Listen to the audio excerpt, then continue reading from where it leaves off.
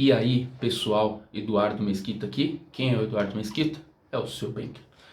Estou aqui para mais um vídeo então no canal. Se você não é inscrito aqui no canal, se inscreva, deixe o seu like se você gostar do vídeo. Afinal, que canal que fala de política, finanças, economia?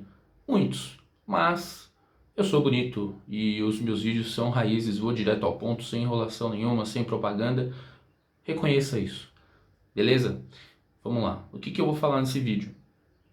Segundo turno das eleições, tá aqui 3 semanas, final do mês, acabou então o primeiro turno, no último final de semana, e algumas coisas já aconteceram que não foi surpresa para ninguém.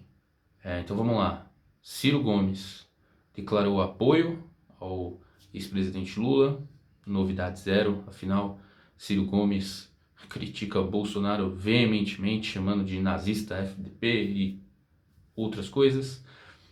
Simone Tebet também declarou apoio ao ex-presidente Lula, novidade zero também. Quem acompanha a Simone Tebet sabe das críticas que ela tem ao governo do presidente Bolsonaro, sua conduta e assim por diante. Nos debates ficou muito claro isso também, e assim, nenhuma novidade com relação à decisão do partido e a decisão dela de apoiar o ex-presidente Lula. Até aí, então, vamos em frente. Henrique Meirelles já foi presidente do Banco Central no governo Lula, já foi ministro da Fazenda no governo Michel Temer. Trabalhos extraordinários que ele fez, também declarou apoio ao presidente Lula. E por que eu estou citando ele se ele não é nem candidato à presidência, nada? Porque, como já comentado em vídeos anteriores, o mercado ele é pró-Bolsonaro. Por quê? Porque o Bolsonaro tem como ministro o Paulo Guedes e o Paulo Guedes seguiria as fórmulas mais tradicionais de economia, e tradicionais que eu digo porque não porque são o mais simples, mas sim porque é o mais eficiente, o que se provou que resolve. No governo Dilma tentaram uma nova matriz econômica que, independente de quem defende e quem não defende, foi colocada em prática e não deu certo. Então, o Henrique Meirelles declarou apoio ao ex-presidente Lula e o mercado viu isso como possibilidade de talvez ele ser o novo ministro da Economia, ministro da Fazenda. Não sabemos se vão haver reorganizações nos ministérios caso o Lula seja eleito, mas poxa, se de fato fosse o Henrique Meirelles, o mercado gostaria bastante que isso acontecesse.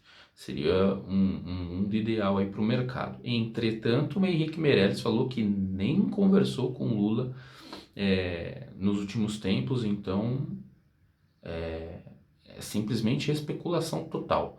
Até porque o Lula tem falado que ele busca uma nova forma de condução na economia, o que preocupa o mercado. Então, essa possibilidade do Henrique Meirelles apenas diminuiu esse receio, mas como não tem nada certo, esse receio tende a continuar se o Lula de fato decidir fazer mudanças na condução de política econômica. O teto de gastos já é certo que muito provavelmente haverá alterações, até porque no próprio governo do Bolsonaro já é quase certo que também haverá mudanças. Então, vamos lá, o Lula tem falado que, além de defender mudanças na política, ele também já declarou que, isso claro, antes da decisão do primeiro turno, que ele pretende colocar alguém que tenha trâmite político no Ministério da Economia. E aí isso é preocupante. Se é uma pessoa que tem trâmite bem na política, isso tem, claro, seu ponto positivo, mas um ponto positivo muito menor do que, de fato, saber conduzir as decisões de política econômica. Então, e aí? O que será que vai prevalecer na decisão do Lula? Afinal, como eu já comentei em vídeos anteriores, o Congresso, ou seja, Senado, Câmara dos Deputados, foi muito mais bolsonarista do que se previa, do que PT e partidos de esquerda imaginavam, e isso vai dificultar bastante o ex-presidente Lula, se ele ganhar, passar qualquer tipo de proposta. Então, ele precisa não só ter alguém político para negociar, mas alguém que tenha credibilidade com um grupo mais conservador, alinhado mais à direita, lá no Congresso, para que, de fato, as políticas sejam mais convencionais e que assim agrade boa parte desse perfil de novos entrantes lá na Câmara dos Deputados e no Senado, beleza?